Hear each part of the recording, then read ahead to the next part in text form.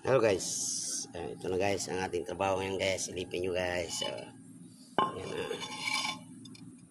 Yan ang trabaho natin guys. Ito ay tinatawag na liner, no?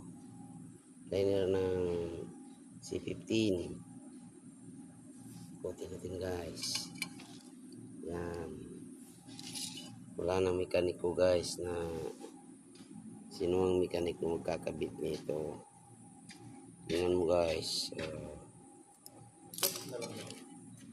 Wala na guys, wala na magkakabit nito. Dito sa ilalim, tingnan nyo guys. Naking siya guys, oh. Tingnan nyo sa ilalim. Okay, pasilip natin na maayos. Tingnan nyo guys, yung liner.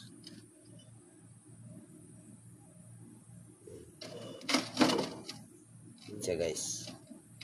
So, nanganganib ang trabaho basta ganito. Yan, parang putol talaga siya sa ilalim.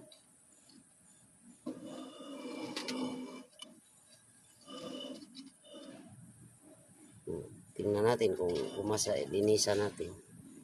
Okay, kita nyo yan mga mekaniko, mga kapakita sa aking ginagawa.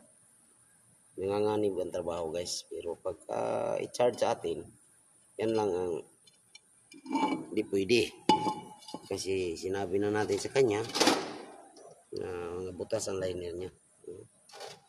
Dito lang ako nakadaan sa company na to, mga pisa ay i-recycle lahat talaga, lahat. Yan. So ako enjoy sa trabaho ko. So, ayaw ko talaga magkabit sa hindi na pwede. Yan. Kasi lumaki na ang butas niyan guys. Kasi linisan guys. Binarinahan natin guys. May drill tayo na. Yan. Drill. Binarinahan natin. Tingnan nyo yan guys. So, puro butas guys. Butas talaga. At dito sa ilalim. Tuning natin to. Tuning na naman natin to, no? Tingnan niyo, puro naking siya. Nagkapit ang mga lahat ng piston. Piston, dumikit, no? Ito ba guys, oh. Tingnan niyo mga piston, lahat ganito guys. So, ang dahilan nito guys, hindi nag-recycle ang tubig. Yung water pump niya, hindi umikot ang tubig. Meron siyang tubig, pero kumukulo na. Pero hindi pa man natunaw ang piston. Pag natunaw na ang ulo, yan ang pinakamainit na, no? Pag natunaw na siya yung piston at parang nasunog na talaga lahat, so i-grind na natin to, lihaan.